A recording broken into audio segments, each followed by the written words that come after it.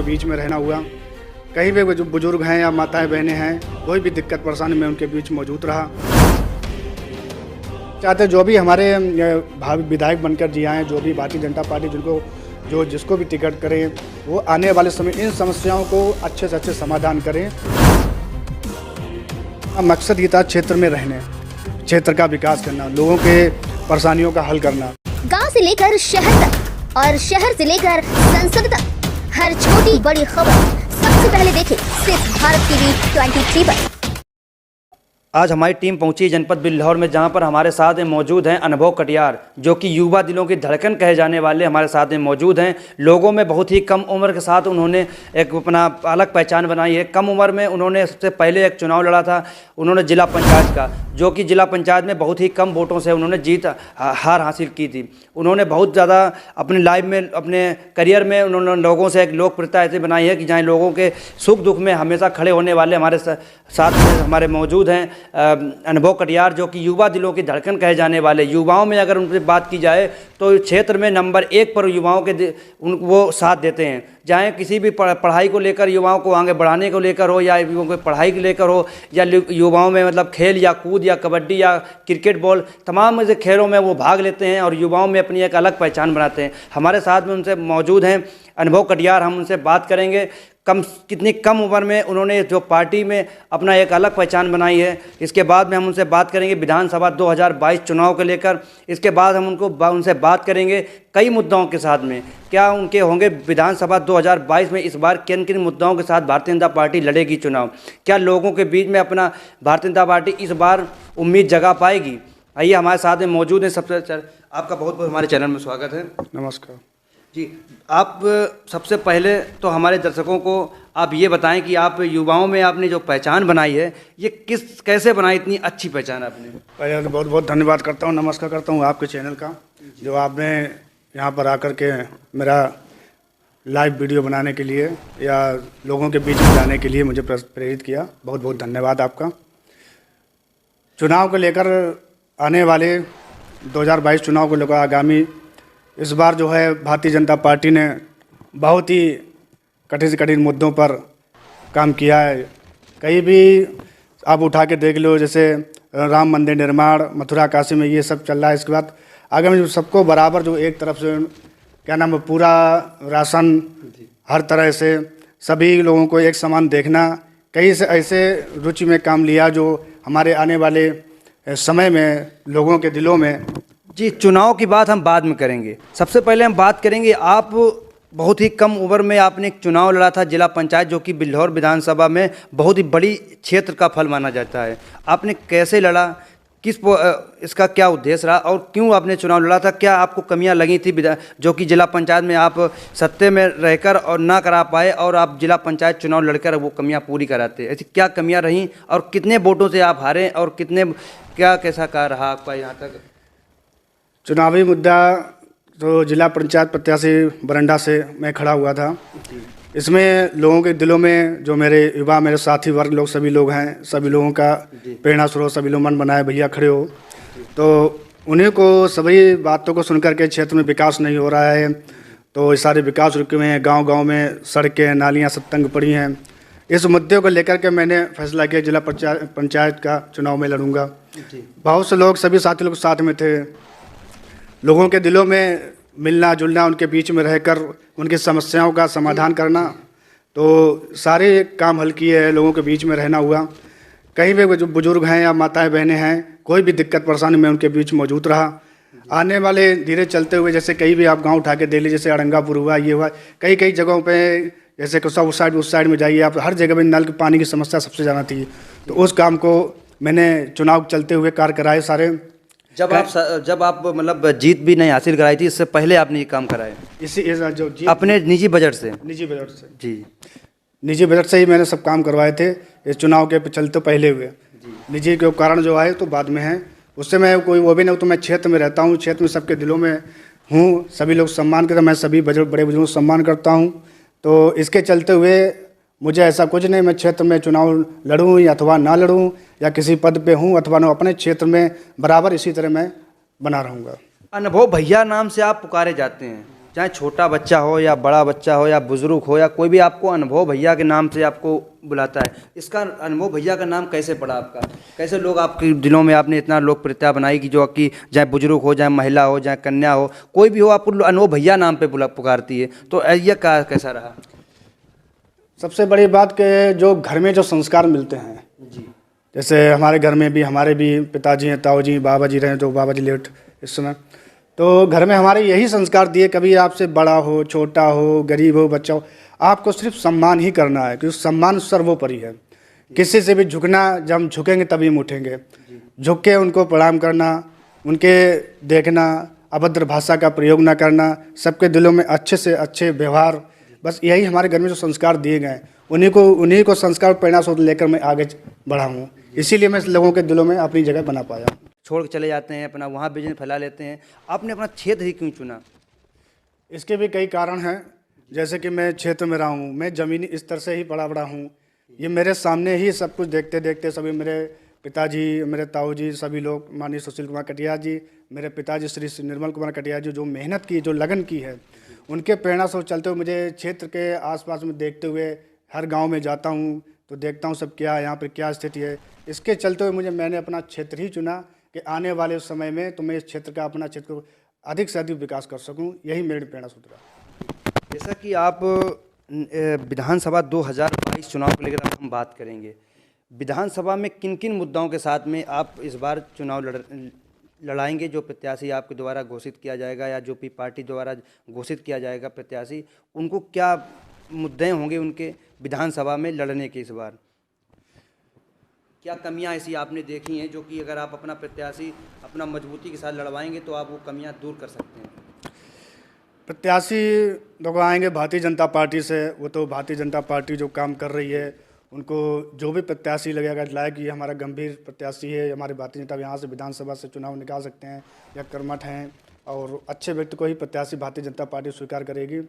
और आने वाले चुनाव में जैसे कहते हैं कि चुनाव में क्षेत्र में विकास में जो, जैसे हम लोग गांव में पहुंचते हैं तो वहां से जो काम नहीं हो पाते हैं, तो मैं भी यही गुजारिश करता हूं भारतीय जनता पार्टी को, ऐसा ही प्रत्याशी आए हमारे क्षेत्र में, बिल्हौर विधानसभा में, जो हर गांव की गलियों को देखे और लोगों के बीच में रहें, लोगों की समस्याओं को सुने और उनका अधिक से अधिक कार्यरत रहें। ऐसा ही प्रत्याशी मुझे बिल्हौर विधानसभा में भारतीय जनता पार्टी से उम्मीद है। क्या कमियां देखी आपने बिल्हौर की क्षेत्र में कि वो कमियां आपको पहले पूरी करनी है? जैसे बहुत सी कमियां ऐसी हैं, जैसे कि अपने विधानसभा में एक भी ऐसी कोई डिग्री कॉलेज वगैरह नहीं है, जो कि केंद्रीय डिग्री कॉलेज नहीं है, जिसकी उसका निर्माण होना बहुत ज़रूरी है। क्या लगता है ऐसी तमाम सेवा, ऐसी क्या तमाम समस्याएं हैं स्वास्थ्य को लेकर, और काफ़ी समस्या हैं ऐसी? हमारे चैनल को बताएं कि जो आपको चैनल, अगर आपको मतलब विधानसभा में अपना विधायक बनाते हैं आप, तो सबसे पहले आप वो कमियों को दूर करेंगे। देखिए, विधायक बनाने के बाद जैसे कि हमारे यहाँ सबसे बड़ी समस्या तो स्वास्थ्य केंद्र की है। जैसे हमारे इधर क्षेत्र में चले आओ आप, इधर बिल्हौर से थोड़ा इधर हटेंगे तो अपना इधर जो अरोल बरंडा क्षेत्र पड़ता है, इधर साइड में, इधर मकनपुर साइड है, यहाँ पे जगह जगह जो इसमें जो गांव है छोटे छोटे, उन गांव में लोग बहुत कम पहुँच पाते हैं। तो उनके लिए स्वास्थ्य केंद्र पहुँचाने के लिए, और उनकी जो पढ़ाई, जो बच्चे हैं वो भी हम देखते हैं, हम गाँव गाँव गए हैं, चुनाव हम भी लड़े हैं, तो देखते हैं उन बच्चों के पास जो मैं जाता हूं तो देखता हूं सब क्या है, यहाँ पर क्या स्थिति है। इसके चलते हुए मैंने अपना क्षेत्र ही चुना कि आने वाले समय में तो मैं इस क्षेत्र का, अपना क्षेत्र को अधिक से अधिक विकास कर सकूं। यही मेरी प्रेरणा सूत्र है। जैसा कि आप विधानसभा 2022 चुनाव को लेकर हम बात करेंगे, विधानसभा में किन किन मुद्दाओं के साथ में आप इस बार चुनाव लड़ाएंगे? जो प्रत्याशी आपके द्वारा घोषित किया जाएगा या जो भी पार्टी द्वारा घोषित किया जाएगा प्रत्याशी, उनको क्या मुद्दे होंगे उनके विधानसभा में लड़ने के? इस बार क्या कमियां ऐसी आपने देखी हैं जो कि अगर आप अपना प्रत्याशी अपना मजबूती के साथ लड़वाएंगे तो आप वो कमियां दूर कर सकते हैं? प्रत्याशी लोग आएंगे भारतीय जनता पार्टी से, वो तो भारतीय जनता पार्टी जो काम कर रही है, उनको जो भी प्रत्याशी लगेगा लायक, ये हमारा गंभीर प्रत्याशी है, हमारे भारतीय जनता यहाँ से विधानसभा से चुनाव निकाल सकते हैं या कर्मठ हैं, और अच्छे व्यक्ति को ही प्रत्याशी भारतीय जनता पार्टी स्वीकार करेगी। और आने वाले चुनाव में जैसे कहते हैं कि चुनाव में क्षेत्र में विकास में जो, जैसे हम लोग गांव में पहुंचते हैं तो वहां से जो काम नहीं हो पाते हैं, तो मैं भी यही गुजारिश करता हूं भारतीय जनता पार्टी को, ऐसा ही प्रत्याशी आए हमारे क्षेत्र में, बिल्हौर विधानसभा में, जो हर गांव की गलियों को देखे और लोगों के बीच में रहें, लोगों की समस्याओं को सुनें और उनका अधिक से अधिक कार्यरत रहें। ऐसा ही प्रत्याशी मुझे बिल्हौर विधानसभा में भारतीय जनता पार्टी से उम्मीद है। क्या कमियां देखी आपने बिल्हौर की क्षेत्र में कि वो कमियां आपको पहले पूरी करनी है? जैसे बहुत सी कमियां ऐसी हैं, जैसे कि अपने विधानसभा में एक भी ऐसी कोई डिग्री कॉलेज वगैरह नहीं है, जो केंद्रीय डिग्री कॉलेज नहीं है, जिसकी उसका निर्माण होना बहुत ज़रूरी है।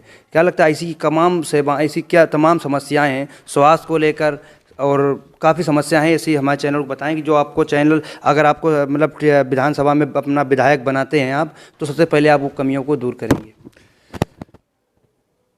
देखिए, विधायक बनने के बाद जैसे कि हमारे यहाँ सबसे बड़ी समस्या तो स्वास्थ्य केंद्र की है।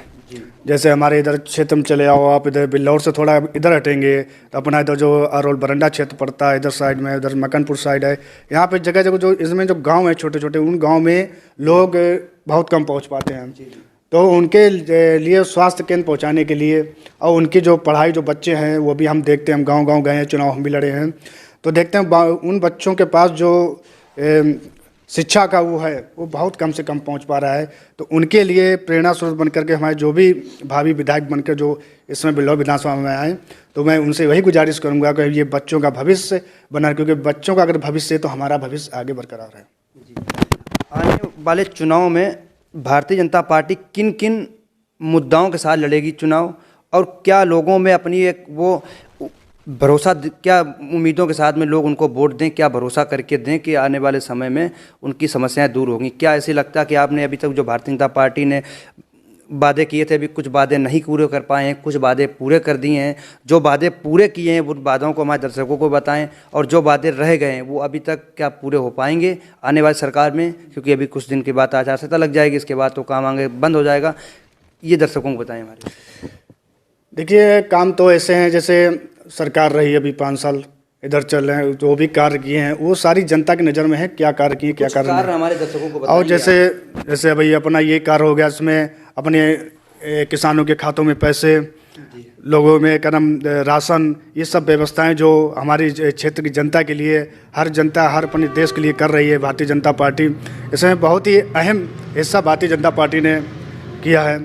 आने वाले समय में जो भी कमियां और रह गई हैं, जैसे अभी एक से कई से प्रोजेक्ट आप देख लीजिए, कानपुर लखनऊ ये हाईवे, एक्सप्रेस हाईवे बन रहा है, ये देख लीजिए। अपनी जो वायुसेना अपने देश के लिए जो अपनी तैनाती मजबूत की है भारतीय जनता पार्टी ने, ये काफ़ी गर्वमयी है।